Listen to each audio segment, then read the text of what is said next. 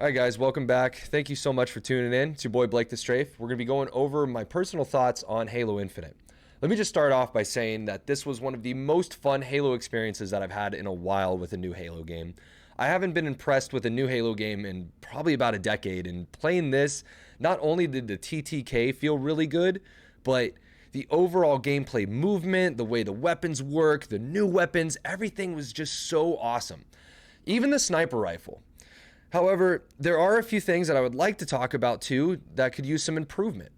On the first day, you guys might have noticed how heavy the aim was before they did the quick patch fix on the second day. Now, this is good that they're able to fix the heavy aim quickly in terms of making it more manageable. However, I feel like there's a lot more work to do in terms of getting the real detail finite control when tracking players. I don't know if it's a server processor not really taking up the overall polling rate of the controllers. Like, I don't know if it's limiting itself to 250 or what, but it doesn't feel like it has really good stability in regards to detail-oriented shooting.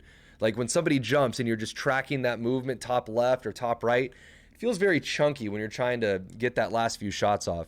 And if you guys are fighting the hardest bots, you're noticing that they're not missing while you're having to like heavy aim compensate to get easy multi-kills. I personally feel like I could have hit a Jaro in a few different cases, but because of the heavy aim, it increased my TTK overall. So that's one thing that I really hope that they don't forget about and don't just shove under the rug, assuming that the average player won't notice it, because they're going to notice it. So please, 343, really get the dialed in settings for the controllers and the mouse and keyboard for the smooth aiming for tracking. That's going to be huge and competitive, and nobody in the competitive scene is going to want to play a game with heavy aim. So that's the one thing that I noticed that I really wanted them to fix more than anything. Like I said, everything else in the game, the new weapons, just everything's great. Just really awesome. The way that the weapons work, aside from the plasma pistol, this could probably be brought down a little bit on its TTK when it's just single shotting. But beyond that, everything feels balanced, smooth, and great. I would say, man, if you can, there has to be some kind of way to make the medals and the multi-kill medals bigger. Big thing about Halo and what people really like to see are the big medals in the bottom left corner, like classic Halo always had. Now, don't get me wrong, I don't like distractions on my screen, but it does make the montages and the overall clips a lot better. Like right there was a good example of the heavy aim that you saw with that Needler right there, how it just kind of went hardcore to the right. But yeah, there needs to be some kind of system in place in which you're going to have a really solid, not only frame rate, but also the aim and the overall visuals that you get from your reward system. I think that with a little bit of tune-ups here and there with the reward system, you're going to see a lot better montage clips, and the average player will understand what's going on the stream more. Now, another issue that I'm having here that I really want to bring up is the red hit markers when you get a headshot.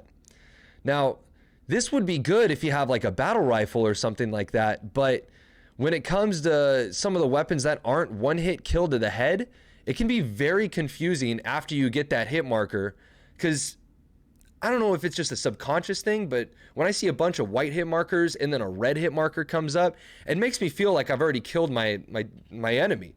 And with everything being so small and all the text being small and all these things not being super easy to read, it kind of like I'll get somebody, I'll get a red hit marker, and then I'll like snap over to the next person, but the person I was shooting at is still alive. This happens a lot with the assault rifle and some of the Covenant weapons that I've been noticing.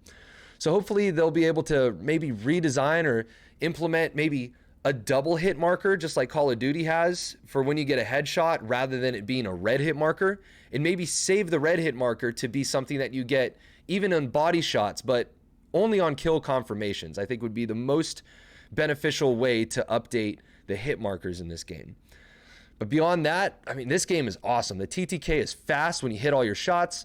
The aim assist with all of the weapons seems very fair and balanced. It doesn't seem overly compensating. Other than the heavy aim affecting the sniper rifle precision and the pistol, I think that this is a very, very, very good game. One of my favorite guns that I've come across is going to be the Commando. If you guys haven't used that one before, it's the full auto rifle that looks like a DMR and an assault rifle had a child. Now, it's probably going to be my favorite weapon once they fix the heavy aim, not only because you can full auto it about 20 meters with just absolute devastation, but if they can fix the heavy aim, that will open that weapon's long range capabilities tenfold as like a tap fire weapon, so that you can track and kill very easily. That's pretty much all the information that I can really give you guys off of this flight. If you guys haven't gotten onto Halo Infinite yet, do yourselves a favor, go to halowaypoint.com, sign up for the Insider Flight program, and you're going to get yourself an invite, most likely on this next one. A lot of people didn't get their invites, but to be honest, don't feel too bad, guys. There's a lot of bugs and a lot of things that could be fixed out, especially the heavy aim. And if you're like me on a classic Xbox, you're only going to be pulling about 25 to 30 frames max. I'm hearing a lot of people on the newer Xboxes pulling 60 to 120, but I'm also hearing things like the 3080 only pulling about barely 120 with all settings lowered. So hopefully they'll be able to fix the heavy aim. They're going to fix hopefully the graphic rendering in terms of frame rate. Once they get that dialed in, I think the next flight's going to be 10 times more fun. This, I think, was a server load test, which they're going to be running for obvious reasons. I was glad to be a part of it. I'm super thankful to 343 for the invite. Again, thank you guys so much again for listening. Comment, throw down your thoughts in the comment section. I'll address them. Again, stay cool, stay hot, whatever you want to do. Just hit your shots.